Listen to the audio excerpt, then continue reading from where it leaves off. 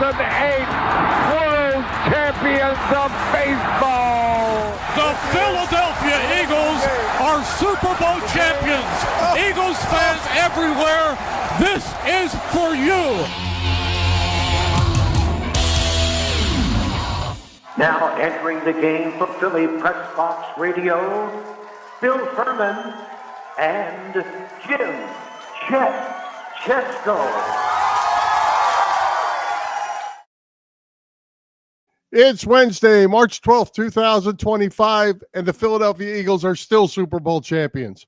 Welcome to the Philly Pressbox Radio Roundtable, brought to you by the Irish Rover Station House in Langhorne, PA, Cavs, Philly Tailgates, and the STT Sports Network. I'm Bill Furman. I'll be your host tonight, along with my partner, Jim Chet Chesko. Chet, NFL free agency is absolute chaos with money being spent like they're printing it. Spring training is moving along with the Phillies getting ready to go. We've only got a few games left. We're past the halfway mark. The Flyers have lost 6 of their last 7. They're not a good team to watch. These final 17 games can't go fast enough. And then there are the Sixers. Well, never mind. We're not talking about them. They're an embarrassment, but we still have plenty to talk about in Philly sports. I think it's safe to say, Bill, there won't be any postseason action at the Wells Fargo Center this spring. Man, what a disgrace that is.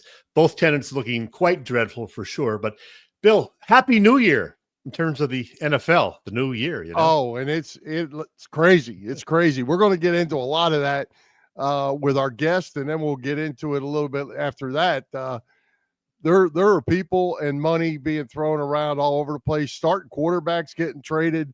Pro Bowlers being traded, released. So it's just been chaos. Mm-hmm. Well, hey, we've got a great guest tonight, and the man that wears so many hats, Chet, we can't list them all.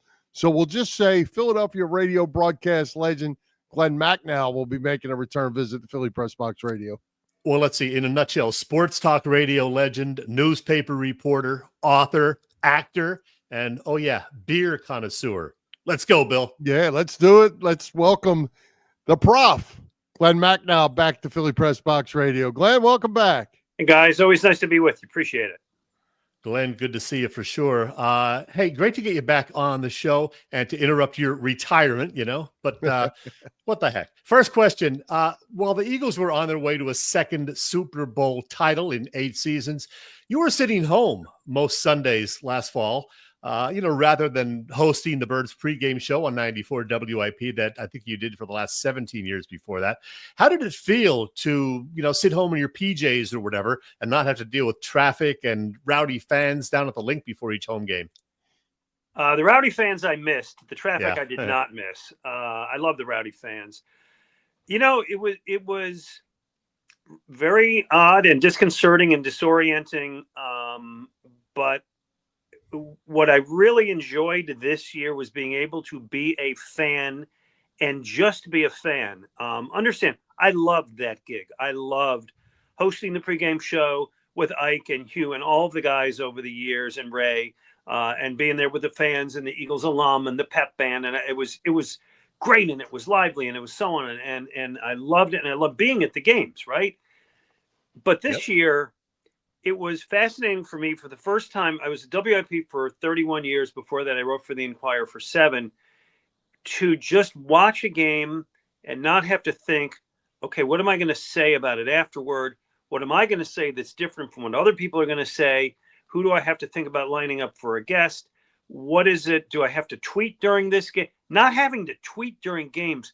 Boy, that was fun. Just being able to watch a game and not think about what happens next was actually a lot of fun for me. Cool. Well, Glen, as you sat back as a fan and you got to watch what transpired across this Eagles season and through the playoffs, did you see this coming? Well, certainly not through the bye week, right? I mean, after 4 weeks, it looked like it was going to be a repeat of the year before that. I started to believe, I'm trying to think, they had that series of games against really good teams. Maybe it was the Pittsburgh game.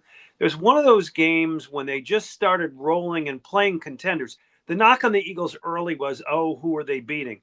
but then they were really beating good teams and beating them weak. The Rams, they beat the Rams really convincingly. And the Ravens. And the Ravens, yeah, that was another one. And I think it was that stretch that made me think, boy, they're built for a postseason run. Jalen Hurts turned it around from his early season turnovers and got it together. You felt the team was more cohesive. The defense under the defensive coordinator just blossomed. I think as we rolled into December, I thought it was a real possibility. Mm-hmm. Well, Glenn, NFL free agency officially did begin this week, and after previously fun part's over, eh? Yeah, they re-signed Saquon Barkley and Zach Bond. The Eagles, though, in recent days have done almost nothing. They've lost a whole bunch of guys who were important contributors to the Super Bowl winning team. What do you make of all this? They're losing something like 4,000 snaps on defense from all of these guys that are going elsewhere. So what is the plan? Well, I think the plan is that you have young guys who are going to move up and play. Like Kaylee Ringo is a guy who's going to play. Yeah. Brown is going to, those guys have to now move up and prove themselves. And that's the natural order of things in the NFL. I have nothing against the contracts that the guys got, and, Josh Sweat getting that money, good for him. I also think there's a pattern in the NFL that if you're a really good team, you get a guy, you develop him, you get his best years, he overperforms. Josh Sweat in the Super Bowl overperformed. Milton Williams in the Super Bowl overperformed against a bad chief offensive line.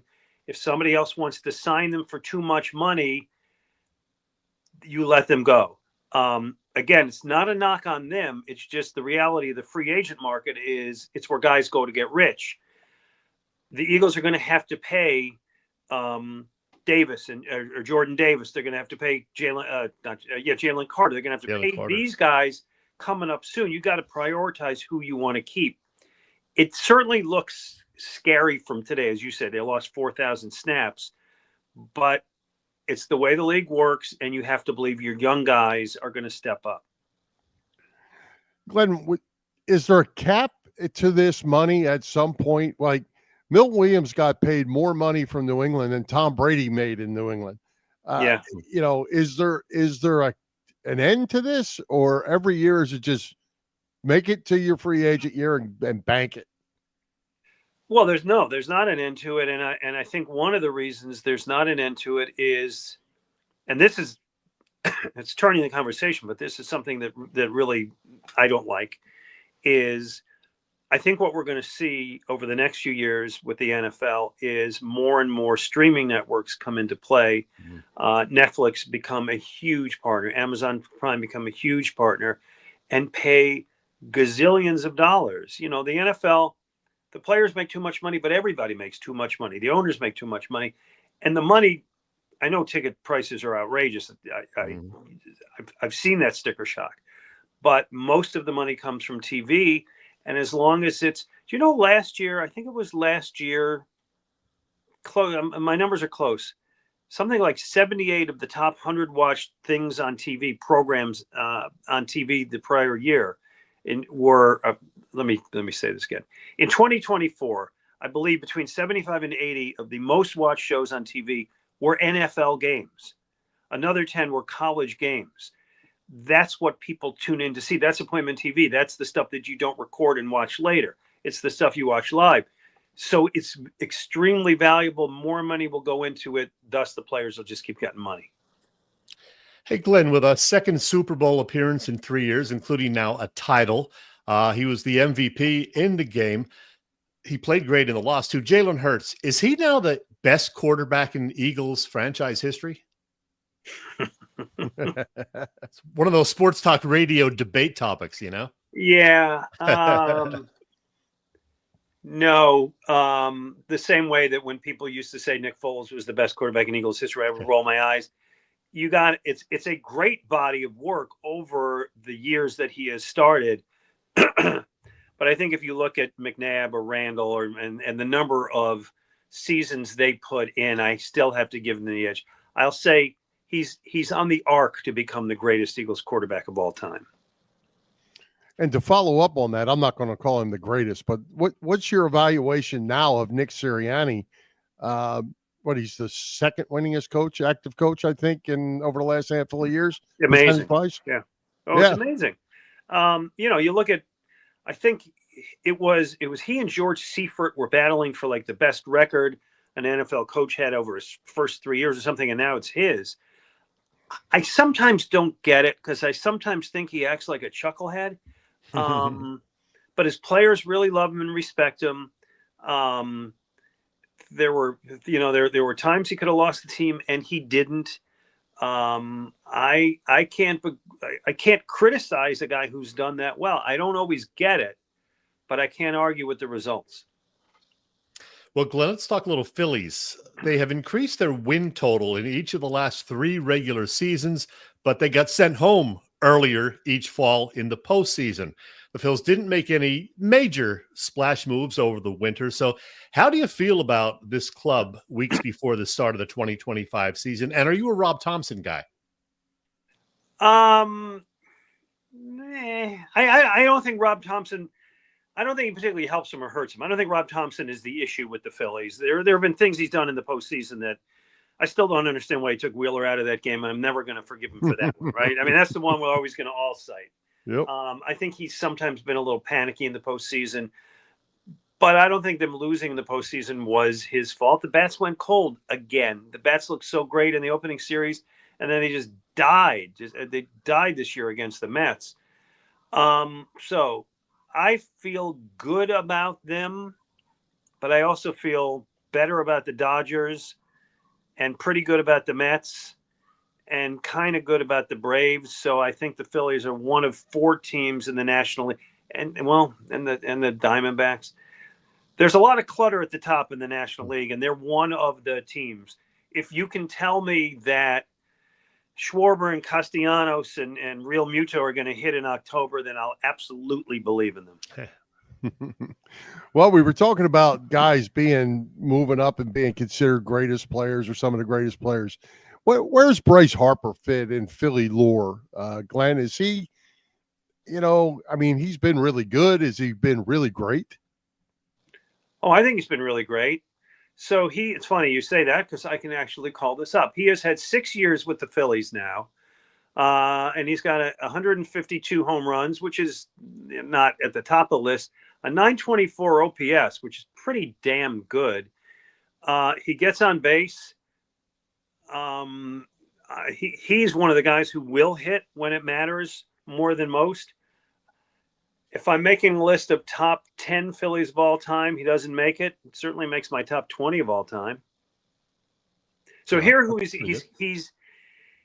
is not yet ready to take his place among the Rollins, Howard, Hamels, who am I leaving out? Utley, excuse me. Pardon me. Yeah. That quartet, right? Which the day I can't wait to be there on the day they get their numbers retired and go into the Wall of Fame together, right? That's the first 4 will do it. So those are the immortals from that era. Before that, I think you got to go back to the Schmidt-Carlton era. I'm not putting Bobby Abreu ahead of Bryce Harper. Who am I leaving out in that from the 90s into the early 2000s? Am I leaving anybody out? Probably not anybody, right? Schilling was probably the best of that whole group. Yeah, right? But Schilling was great, but wasn't here as many years. Right. So I think that he is, of the last 40 years, he's one of the best 6'8" players in the franchise. Glenn, I'm in a pretty good mood tonight, so we're not going to talk Sixers because that would just dampen the mood significantly. But here's something that will put a lot of people in a good mood. Some of the greatest moments in Philadelphia sports history. Last September, I was fortunate enough to get a ticket for a show at the Ardmore Music Hall called The Greatest Moments in Philly Sports History, starring, well, let's see, these guys. There you go. These guys. And there's a picture actually from that night. Ray Didinger, Glen Macnow, and Joe Conklin. You guys talking about a dozen or so of the greatest moments in Philly sports history, as the title would imply. And the good news is you're going to do it again next month in Phoenixville. So please tell our viewers what to expect.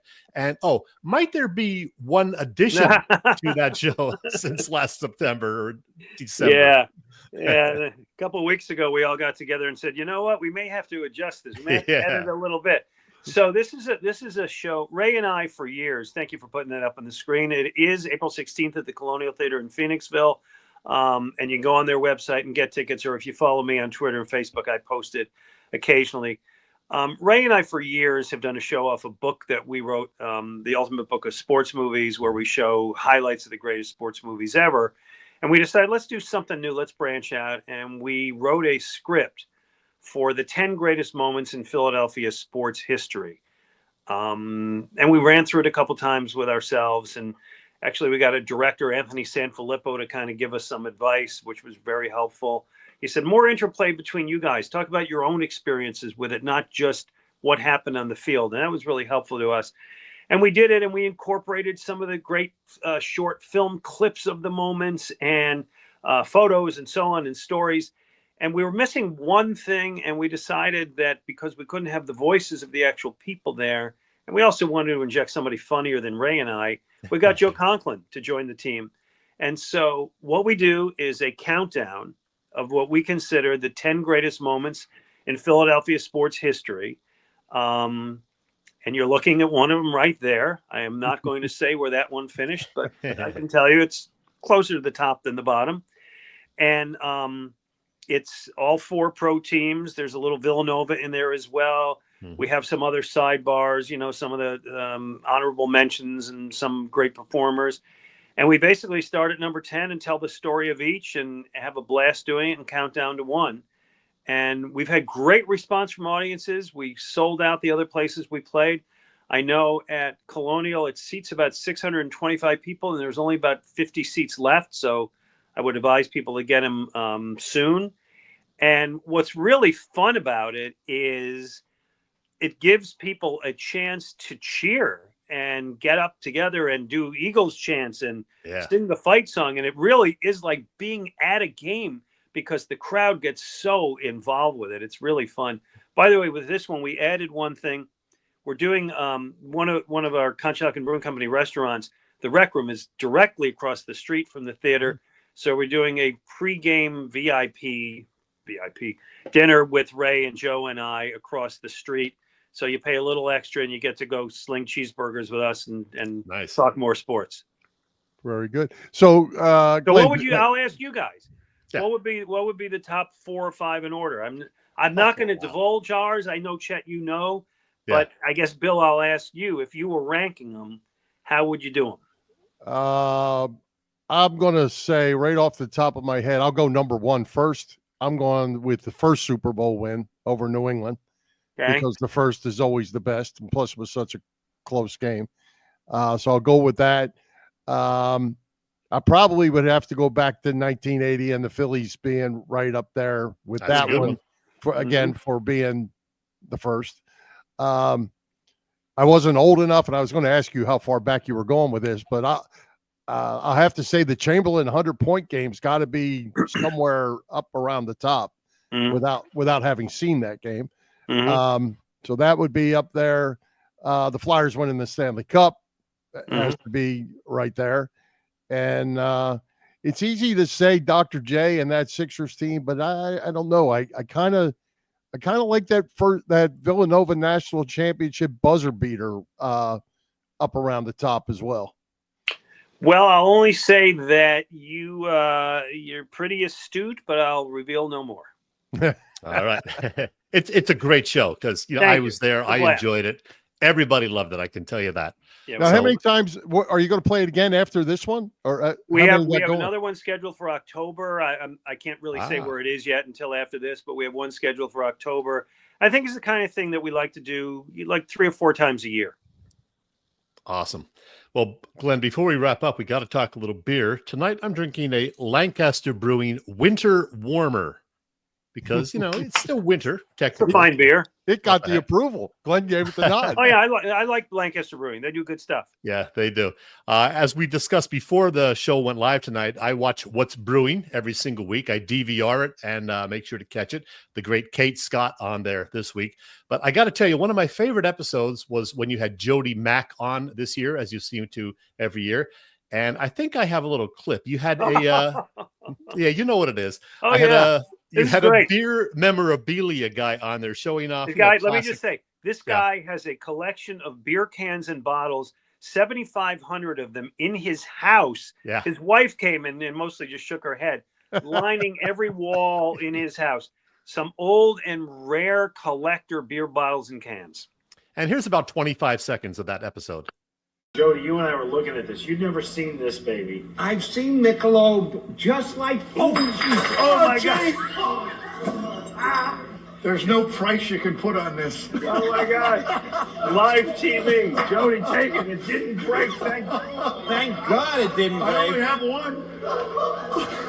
And I've never spilled a beer in my life. Oh my Sugar God. beer I'm once brewing. That was great. Yeah. So that guy, man, he turned white. That was absolutely one of his favorites that he brought in. It's irreplaceable. Let the record reflect. If you watch that in slow motion, and I have, the fumble was not on the handoff. The fumble was on the ball carrier. Oh, yeah. By the way, since you didn't ask, I'm drinking where are we? Here we are. I'm drinking a Ring the Bell. Of course. Because in anticipation of the Phillies season, this beer last year was the #1 selling craft beer at Phillies games. Bill, you had a few of those last November. I had a few of them when we went and saw you, Glenn, over at what was the name of that place? Puddler's Kitchen and Tap. Puddler's Kitchen. Yeah. That was I enjoyed them. Very Nice. good. Appreciate it.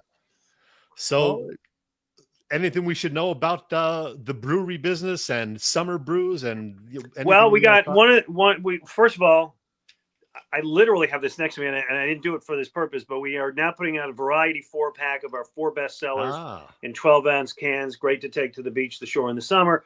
The other thing we're doing that I think is really fun is we've got a partnership now with Bassett's Ice Cream. And so we're putting out a series of beers with them.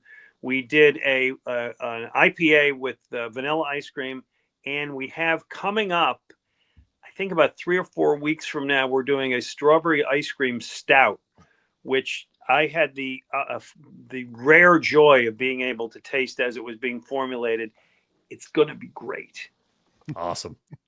One Sounds final good. thing for me, Glenn. Yeah. Where can people check out what you have going on, your beer show, and any more information on any of your other shows you have going? Sure. I'm not in any plays right now. I just finished the season for me, so I'm hopefully going to audition for some plays in the fall, and we'll see. Hopefully get into some. I'm actually on a movie that you can watch that is streaming now on most streaming services with Nick Nolte. I have a small role, about 70 minutes into the 90-minute movie of playing a Philadelphia cop, and I got about 6 lines. So name of that movie is The Golden Voice. The Golden Voice. You can watch it most anywhere. We have a few episodes left of What's Brewing, which usually premieres Saturday night around 10:30 after Sixers or Flyers games on NBC Sports Philly. They repeat it a bunch during the week. Mm-hmm. And other than that, I'm trying to convince myself I'm retired. Hanging around with my dad. I'm getting to do that, which is nice. Hanging around with my dear old dad. That's awesome. That is awesome. Well, Glenn, we appreciate you coming by as always. Let's do it again. Good luck with your show. I want to get to see it myself. Thank you, guys. My pleasure. Always nice to see you. All Thanks, right, Glenn. Thank Take you. care. Hey, Chet, as people probably know, but hey, Philly Press Box Radio is now part of the STT Sports Network, as in Set the Trends. It's a network set up by our pal, Phil Stiefel, host of the terrific Trending in the AM show that you can find every weekday morning on the STT Sports Network YouTube channel. Check out Phil. Be sure to subscribe to the channel. Phil's show is on there, and so is ours. Yep. You can find Philly Press Box Radio there in addition to our own YouTube channel and on our Facebook page. Again, it's the STT Sports Network, setting the trends for what sports talk should be. Hey, Chet, St. Patrick's Day is coming. So what's going on at the Irish Rover Station House? And they call her the Irish Rover. Hey! Mid-March is a huge time of year for any good Irish bar and restaurant, and for a fantastic establishment like the Irish Rover Station House in Langhorne, that is certainly the case. Let's bring on the Rovers' Christina Gaskill to tell us what's happening in connection with St. Paddy's Day. We are in full swing over here. So we've got everything you could ask for. Corned beef and cabbage, ham and cabbage platters, all of our favorites like our Guinness stew and our shepherd's pie. Come Friday, we are in really full swing, gearing up for the big day on Monday. We'll have live music Friday night. Saturday all day and evening, Sunday as well. And then, of course, all day on Monday. We'll be here in our green celebrating our favorite holiday of the year. Oh, wow. Always a good time at the Irish Rover Station House on Bellevue Avenue in Langhorne. Chris, enjoy all of the festivities and happy St. Patrick's Day. Thanks. Happy St. Patrick's Day to you. It's me, Jackie Bam from 93.3 WMMR, Philly Pressbox Radio. Chet, Bill, what are you doing? It's me, Jackie Bam. Hey, Chet, Bill, I love you. All the best. Bye. All right. Well, hey, Chet, we're going to do something different tonight.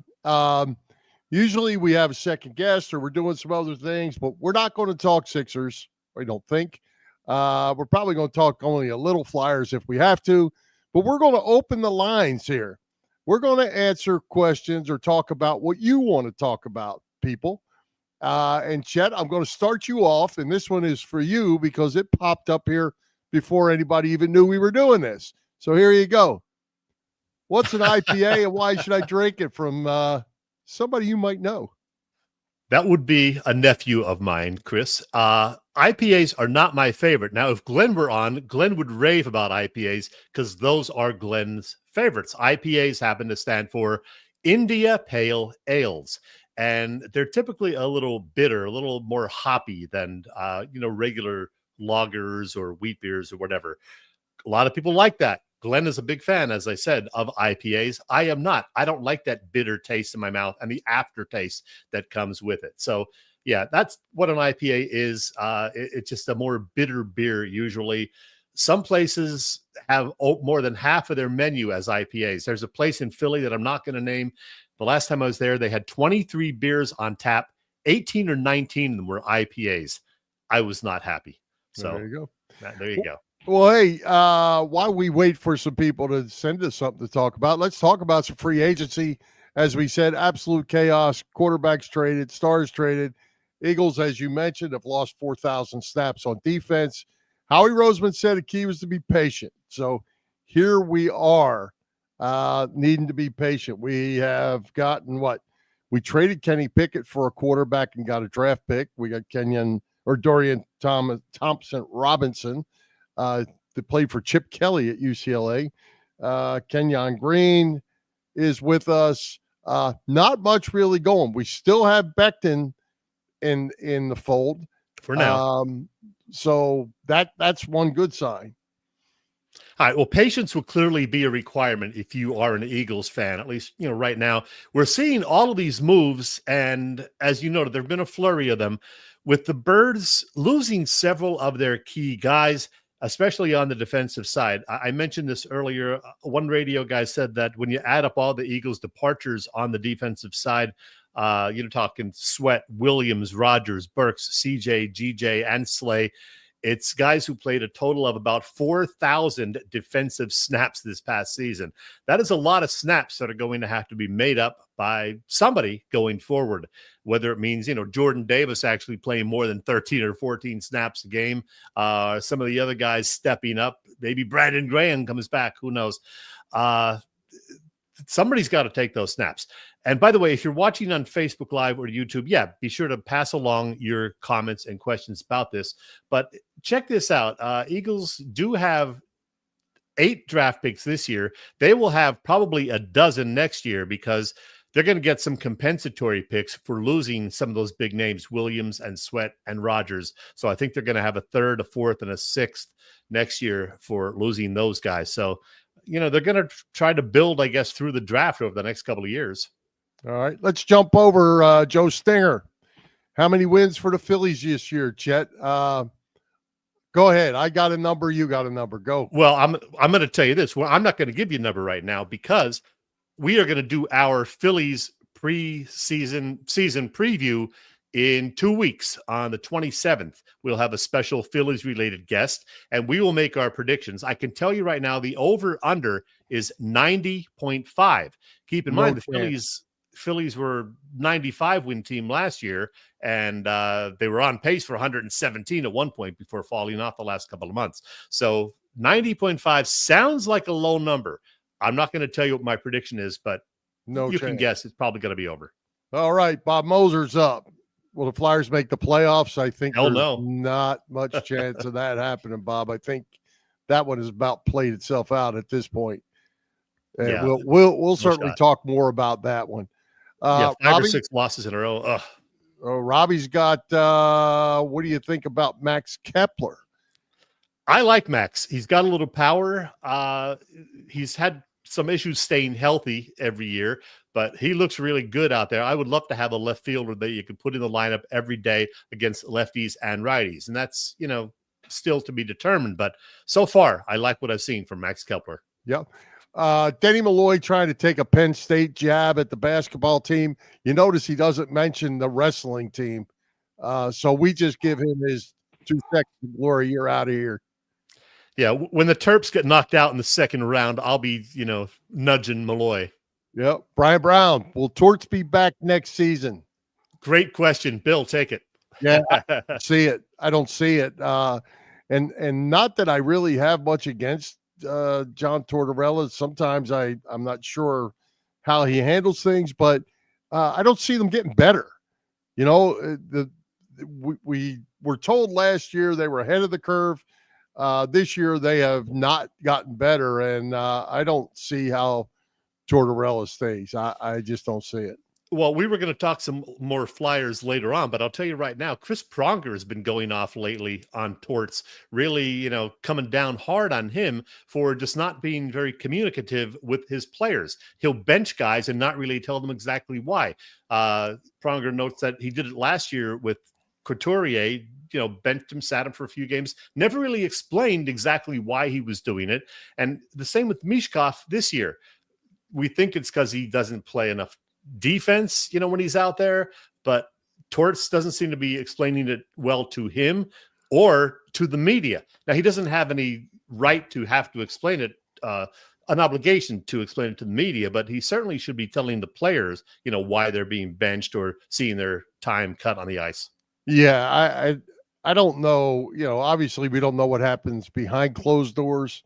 But, Joe Farabee is gone. Morgan Frost is gone. Those guys were high picks, first round picks, second round picks, and now they're out of the system. And, you're giving up on guys like that. It's a setback for you. Yeah, for sure. So, we like Briere, we like Jonesy, but they got to take advantage of the June draft this year because I think they have a lot of draft picks. So they better pick wisely.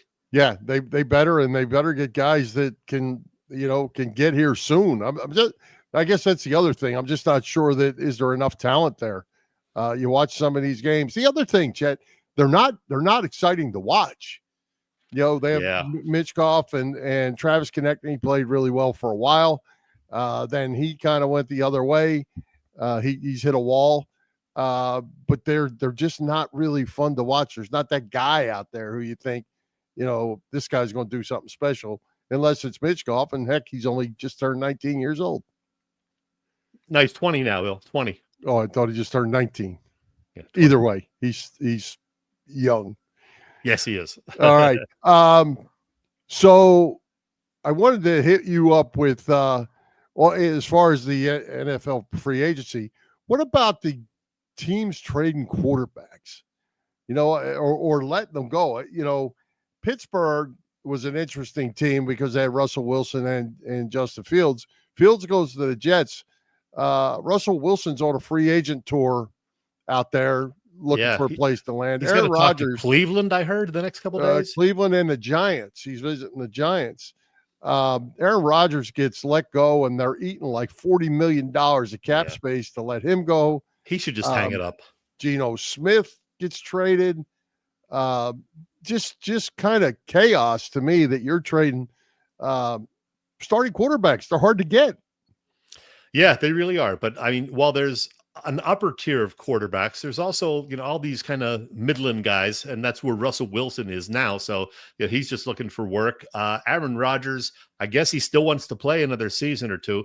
I can't imagine any team really thinking they're going to win something with Aaron Rodgers, at his age, and he's a little brittle now that he's older. So, boy, I don't know. Well, I would just like to see him retire. I think one thing that you see with all that's going on too is I think and I've been saying this for weeks and weeks, that this draft class is not real strong, and especially at the quarterback position, but overall not real strong. And I think you're seeing people trying to fill gaps through free agency and getting some experienced people and not going to depend on this rookie class. Yeah. Getting back to the Eagles and their draft picks, we were talking last week about what they should target. And I'm with you, Bill. I think tight end is definitely a way to go because there's the whole Dallas Goedert situation. There's, some speculation that he wanted his contract extended or a raise or whatever. I guess he's got 1 year left. And they don't want to pay him a big deal because he's had trouble staying healthy. He's 30, 31 now. So that's going to be an interesting situation. Do they trade him? And if so, in the past, when they let Selleck retire after the Super Bowl win in 2017-18, they had Zach Ertz behind him. When Ertz got a little older, they had Goddard behind him. Now they have Goddard and nobody really ready to step in. So that's a situation that we're going to have to keep an eye on.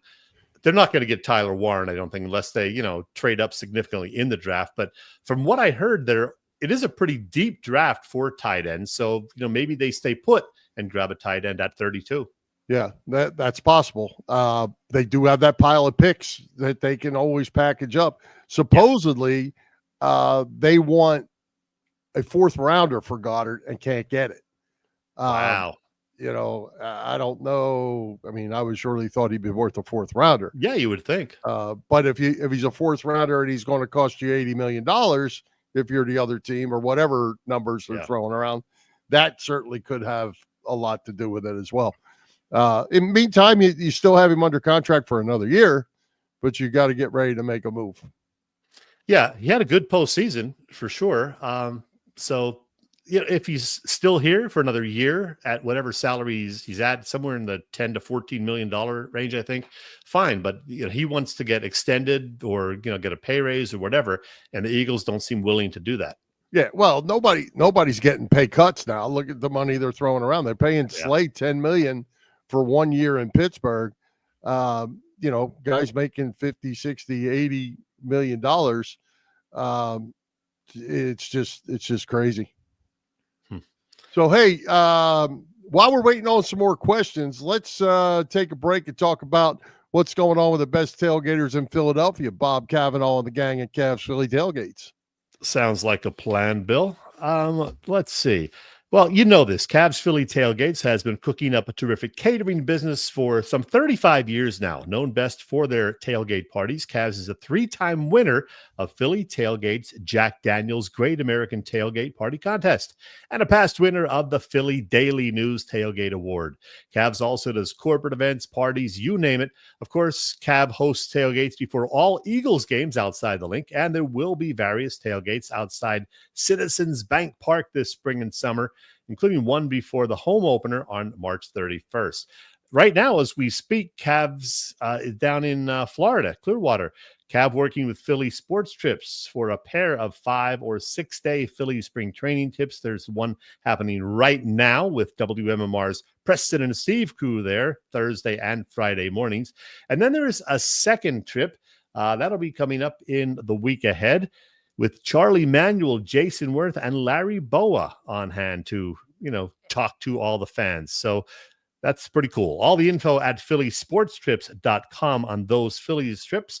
And check out Cavs' website, phillytailgates.com. That's actually what it is, phillytailgates.com, for info on upcoming trips and or other events closer to home. If you do have questions, by the way, you can email them at cavscatering@verizon.net.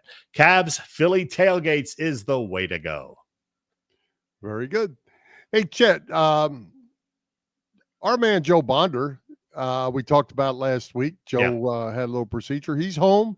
He's doing good. And I just wanted to remind him that Penn State is the Big Ten wrestling champions again, just in case Joe might have missed that during his stay.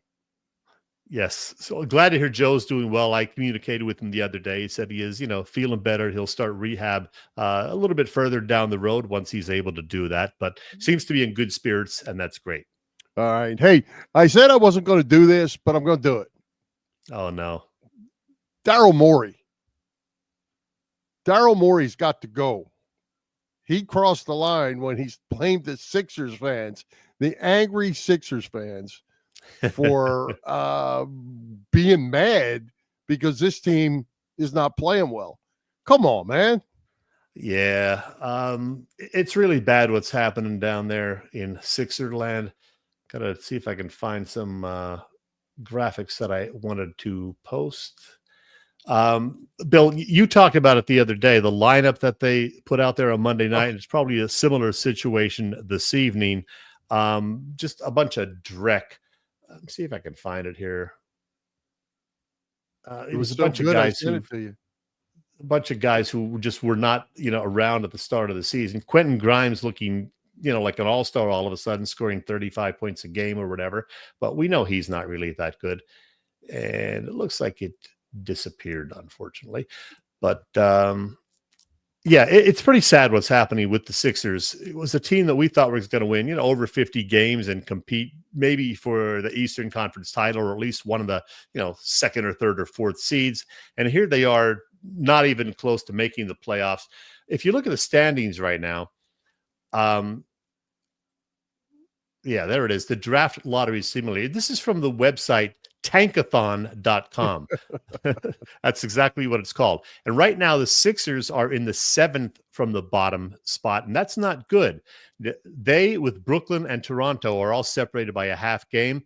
But if the Sixers end up, with the lottery balls deeming them to be in the 7th spot, they would have to give up that pick to Oklahoma City. So they want the more lottery balls so they can get, a third or a fourth or a fifth or a sixth pick. And that way they get to keep the pick. So with Toronto also in that mix, you got a situation where the Raptors and Sixers are playing tonight, and the Raptors have all of a sudden a rash of semi-injuries and guys being sat out tonight. Sixers not playing Maxey, not playing Paul George. It's two teams that the front office at least wants to see lose the game tonight. What a joke. And I feel badly for the fans that are going. So let's go here. Let's go with Joe. Is this how you see it, Chet? It's not as good as it used to be. That's for sure. I mean, we've talked about it. I'm not as down on it as everybody else is. The 3-point shots don't kill me like they do a lot of people. But yeah, I know it's not as good as it used to be. And here's that lineup from the other night. Look at these guys. If you take off that banner down the bottom, you can see the names. But you're talking, Lonnie Walker the fourth, Justin Edwards, Yabusele, Grimes, who's had 4 30-point games since they signed him, but he's a journeyman really, and Jared Butler, who they just picked up a few weeks ago. Who are these guys? Who are these guys, and why do we have to pay money to watch them? Is at least when they played these guys the other night, they were on the road. I just can't imagine spending the kind of money it takes to go to a Sixers game and see that. And then you're supposed to be happy because you're angry. The general manager thinks there's something wrong with you because you're angry for wasting your money. Yeah. Daryl Morey, out of here. Got to go. Yeah, he should go. I kind of feel badly for Nick Nurse being put in this spot. I do think Nurse is a good coach, but, when you're given this kind of talent and the injuries and bogus injuries to deal with, I wouldn't blame him if he just walked away from the job. Yeah. Hey, I have another one for you, Chet. What do you think about our Penn State Nittany Lions selling out their stadium rights for $50 million to a home builder? So we're going to now be called, West Shore Home Field at Beaver Stadium for $50 million. Yeah. Now, nobody's going to call it that. What say you? Except the announcers, will be obligated to say that at least once or twice. And I'm sure there'll be a big, billboard there somewhere, but nobody's going to call it that. Everybody's going to call it Beaver Stadium still. I'm not a fan of that. I know that you're not a fan of it. So go ahead, Bill. No, I just, that there's probably nobody that loves college football as much as I do. Oh, I know. And everything that is going on with it, I hate. I just hate it. And the NIL was not meant to be buy the best player. It's turned into that. Now we're selling stadium rights. Next thing what's going to happen, and I actually read an article about this. I might have shared this with you a few months back about people buying the college program team and be under an ownership. Like, what's his name? Jeffrey Lurie could buy Penn State football. Wow. It's just going so far in the wrong direction. And it's really sad for me because it was one of the things I enjoyed most of all of it is college football. Yeah, I know. Nothing's quite the same as it used to be, Bill. No. Hey, one thing I just thought of this. How upset were you by the fact that Furman lost its conference title game on Monday? I know Furman get in. They had a big upset to get to the title game, though, and that's why it's March Madness. Things happen, and Delaware was playing. They were like 13-18, and they were playing last night in a final. So that's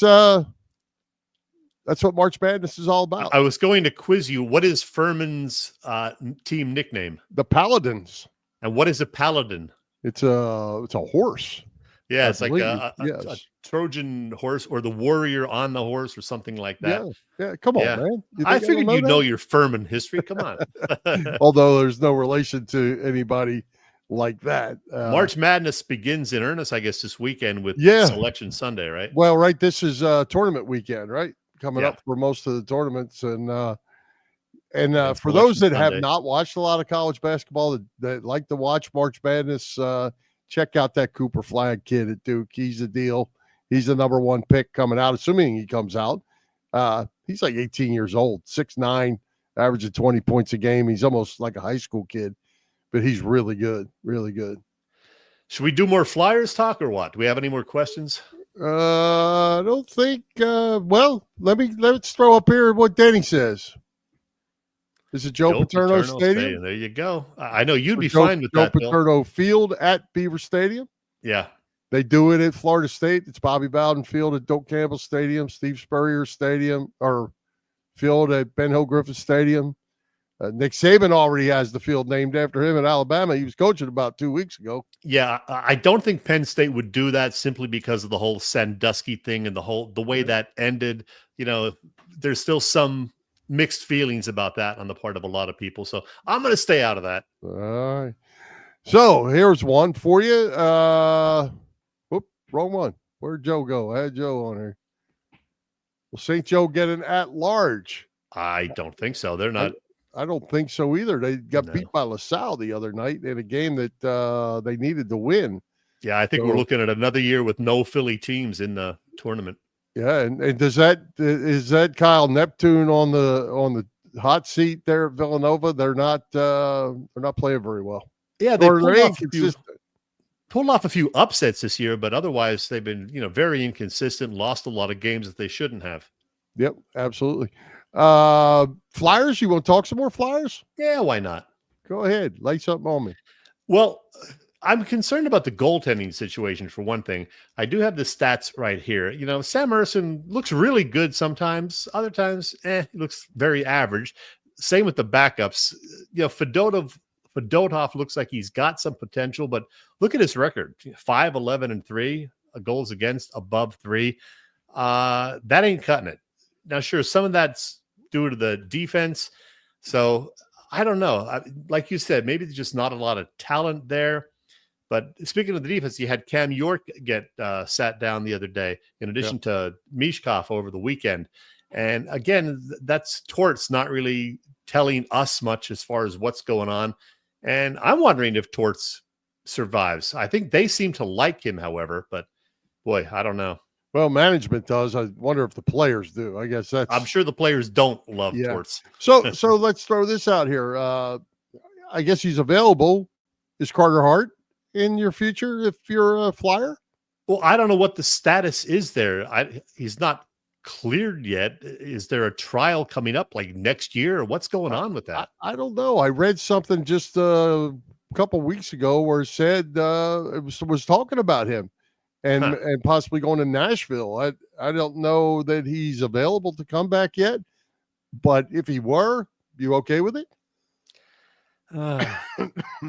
I don't know. I think I would rather wait till that whole issue was resolved one way or the other before I bring him back to play. Well, even if it is resolved and he's found innocent, you good to bring him back? Yeah, absolutely. If he's found innocent, sure. Okay. Well, some people might not be just because he was involved in a situation like that. Well, no, but like you said, if he's found innocent, then yeah. And it's like, Michael Vick served his time, came back. He was, a good citizen and played well. So why not? All right. I want to swing back to the Eagles for just a second. We talked about all the guys that have left. We have not talked about the fact that we have Barkley, Hurts, Brown, Smith, Mailata, Johnson, Landon Dickerson, probably all under major contracts on the offensive side of the ball. Yeah. Zach Bond now along, now the downside to doing what Howie Roseman has done and being so successful in the draft is all these guys are going to come due, these young kids. So Reed Blankenship is going to come due. Jordan Davis comes due. Cam Jurgens comes due. And now, this guy. then the next year you got Jalen Carter, you got Nolan Smith, you got Dean. That's the downside about drafting so well is you got a handful of guys who are going to need to get paid when the rookie contracts come up, and you got to find ways to do that without losing your good players. And unless the cap just keeps going up and up and up, good players are going to leave. And they're going to use the Kelly Ringos and those guys that maybe aren't quite as good, but you can't do it because you can't pay them. Well, that's a Howie problem, Bill. It ain't yours and mine. Well, Howie's going to have to put on a master class in how to do this. We certainly want him to keep drafting good and keep bringing in young players or the right players. But I think it's a real challenge for a team that has drafted so successfully as they have over the last handful of years. I heard some people talking on the radio that the Eagles already may be looking at this coming season as kind of a pause year because they just won the Super Bowl. They know they're not going to be able to sign any big free agents this year. So instead, they're still going to compete, obviously, and try to win. But then they'll really refocus again next year when they have not only this year's draft class, but next year's draft class with a whole lot of new talent coming their way and theoretically a little bit of money to spend on some of the free agents from other teams. So, maybe they'll just say, we'll compete this year, but then we'll really go hard again in 2026. Never. Never. Don't believe and they that certainly wouldn't admit to that, but no, that's not going to happen because come 2027 you're going to lose Lane Johnson. There's a good chance of that. I would think they wouldn't sign him to another contract. He'll probably retire as a two-time Super Bowl champion. You can't leave that window open and hope for the next one. You got to get it. Brown gets a year older, Smith gets a year older, Barkley certainly gets 300 more carries older next year as he did this year. There's no taking a pause in my world.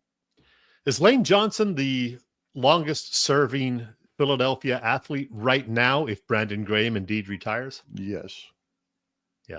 Yes, 2012-ish, I believe. Yep. Him and Sean Couturier are right up there together. They're the only two, if BG retires, they're the only two that were playing when Bill and Chet started Philly Pressbox Radio. How about that? And Aaron Nola played his first game in the summer of 2015, so he was a little later. Right. Hey, Joe threw one up here. Where'd it go? There you go. News of the week. Did the girl who whacked the other runner in the melon? Did she lose her balance? Did you see that? I did not see that. I don't know what that's all it was a track meet, I believe, in North Jersey. and the runner, they were going around the turn, Oh, no. and the other runner started hitting the girl over the head with the baton. What? And concussed her. How did I miss this big story? Oh, it's been all over the place. And they then she came on saying that she lost her balance and the people should feel sorry for her and blah, blah, blah. In the meantime, the other girl got concussed by getting beat over the head with a baton. I can't believe you didn't see that. It's been everywhere. You got to check it out. Joe, she didn't lose her balance. She lost her mind. Let's see. PJ, what's he got to say? They can't let up. Yep. Need to go all in, but not a Jerry Jones all in. I will say this, Chet. The Cowboys, they still haven't really done much in free agency, but they did renegotiate that massive Prescott deal. They also renegotiated CeeDee Lamb's deal. They have to pay Micah Parsons, I assume. I'm not worried about them at all. Well, I mean, they do have some money now to actually make some moves if they're capable of making them. They may not have the brain trust to do it, but at least they're not tied to the money from Prescott's deal. Yeah.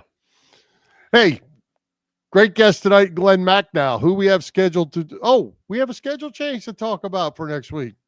Indeed, we do, Bill. Let me see. Do I have the information here? Oh, yeah. Yeah, next week. Well, rumor has it you will be unavailable midweek, both Wednesday and Thursday. I'm not available Wednesday. I'll be traveling back from Florida, by the way. So I'm going to host a special Thursday evening show with a couple of great guests, Bill. One of them is our old pal from the Edge of Philly Sports Network. Remember this guy? Big Al Zafiri. So we'll see what Big Al is up to and talk about the Philly sports scene. And because I will have just gotten back from Clearwater, I will have a taped interview with Chris Wheeler. There he is, Mr. Spring Training Wheels, about his assessment of the 2020-25 Phillies. Bill, when is that going to be? That's going to be Thursday evening next week, 7 p.m. Thursday at 7 p.m. Hey, one thing we didn't discuss, which we had a little back and forth about on Facebook recently. You posted about it. It was the big radio topic last week based on an NBC Sports Philly story about Joel Embiid. And is he a basketball Hall of Famer? I knew I was going to be in the minority of this. Minority? You were by yourself. There were a couple others in the article who also said he will be a Hall of Famer. But here's the deal, Bill. 7 All-Star Game selections, an MVP award, 2 near-miss MVP awards. He was the runner-up. 2 scoring titles, 5 first or second team All-NBA honors. To me, it's a no-brainer, despite his lack of playoff success and the injuries. He is certainly more deserving than already enshrined guys like Mitch Richmond, Dikembe Mutombo even, and Gail Goodrich. To me, Gail Goodrich was good. He was good, but he's not elite. And I think Joel Embiid is elite, despite his injury issues and the lack of playoff success. Joel Embiid will be a Hall of Famer, and I'm going to find you and hunt you down in 7 or 8 years and say, I told you so, Furman. Chet, you're the same guy that I told 4 or 5 years ago they couldn't win with. And you fought me tooth and nail, and you still haven't said, Bill, you know what? You're right. Well, some of that is on Embiid. A lot of it is not. Okay. In 7 or 8 years, when he's enshrined in Springfield, Massachusetts, you're going to say, I'll tell you what, if he gets enshrined in Springfield, Massachusetts, I'll go. I'll come get you and cheer him on. And we'll go. It's a date. We're going. Yeah. Now, I will say this, not in his defense, but as a comparison, Bill Walton, one of my favorite all-time players. Yeah. Had a very difficult injury-filled career with his knees. He also won a championship in his first year. He won a championship, and Basketball Hall of Fame also includes college, so he won those UCLA titles right. too. So yeah. So he was a no-brainer too. Yeah, but Bill's resume quite much different than Joel, Mr. Softy, and yeah. Well, what I pointed out is enough to get him in, and deservedly so. So wrap it up, Bill. Oh, I can't. I got to put this up there. Oh, boy. Chet will never say that, Bill. That's right. Bob knows. Bob knows. He's not done yet. He's not done yet. You're a bum, Malloy. Wrap it up, Bill. All right, there you go. Let's thank tonight. Thank you, everybody. Thank you. Thank you for all the comments. Sponsor the Irish Rover Station House, Cavs Philly Tailgates, and PPCC 118 Raz Room. For Jim Chet Chesko, this is Bill Furman. We hope you enjoy the show. We'll join Philly Press Box Radio next Thursday. Yeah. Not March 27th. Whatever Thursday is, March 20th. March 20th. I had the wrong date down here because I thought we were skipping a week. You can see us live on Facebook and on our Philly Press Box Radio YouTube channel and on the STT Sports Network YouTube channel. And listen on Apple Podcasts, iHeartRadio, and all the others. High hopes, Philadelphia sports fans, and let's go Phillies. And March 26th is our Phillies preview show, Wednesday, March 26th. Okay. Happy travels to you till we meet again.